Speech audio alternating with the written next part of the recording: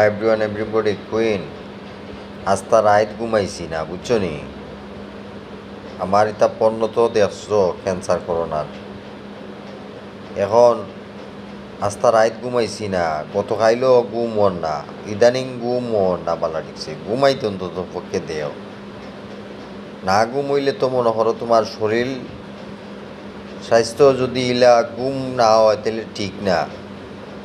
এটা হচ্ছে বুঝছো নি। আর এটা যদি বাংলাদেশও যদি সিলেট জেলার ভিতরে তা চলে, একটা মানুষে দুম মনে করো তোমার খানুর খান্দাত খোতা কর ডিস্টার্ব করে, এটা ঠিক নি।